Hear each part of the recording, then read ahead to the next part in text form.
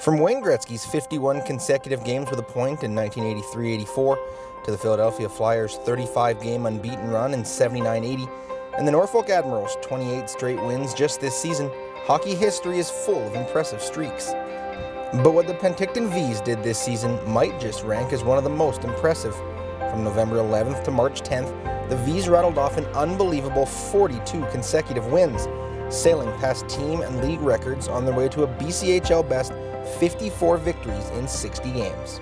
Yeah, you know what? It was getting close to Christmas, the Christmas break, and we, obviously there's been some great teams in Penticton over the years, and I think the franchise record was 17, and so I think we broke that right before Christmas break, and then people started asking about what the league record was, and which was 29, and you're still a long ways away from that. And as it got closer and closer, that's when all the national attention started, and it was something that we couldn't hide from. So then as a staff, we went the other direction with it and embraced it and said, you know what, let's put pressure on our guys, let's use this as maybe something that can help us later in the playoffs, and it kind of just went from there. And to get to 42 is something that a little surreal, probably something that we'll appreciate when the season's over. And I think that with all those games, breaking those records, I think it got us conditioned for playing in a lot of these one-game events that we're going to be faced here in this next week.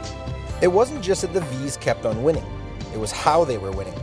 During the streak, Penticton outscored its opponents 250-77, won 22 games by at least 4 goals, and played just 6 one-goal contests, 2 of them in overtime. With 16 players committed to NCAA Division I programs and 4 NHL draft picks, Harbinson knew he had a talented team.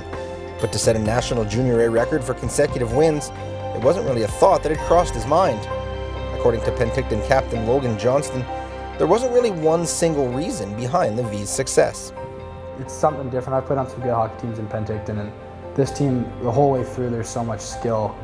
And guys are just so good at what they do. I mean, you got a grinder that's a great grinder, a great shutdown defenseman, a great goalie, and obviously really talented forwards up front. So I think we're pretty darn good. We're going to have a lot of fun here. As the saying goes, all good things must come to an end. On March 10th, in their final regular season game, the Vees fell 5-2 to the Prince George Spruce Kings, the first time since November 5th that Penticton had come out on the wrong end of a final score. But while most coaches might not be happy to enter the playoffs coming off a loss, Harbinson says getting the streak out of the way before the postseason began was a blessing in disguise. Yeah, and there was a lot of talk that we threw the game. We did set some regulars out. We had to get ready for the playoffs, and by no means, we want to win every game that we play. And but as you mentioned, I think it was a little bit of a blessing in disguise that we could kind of recalibrate and just get ready for what was really important, which was the long playoff run that we wanted to go on.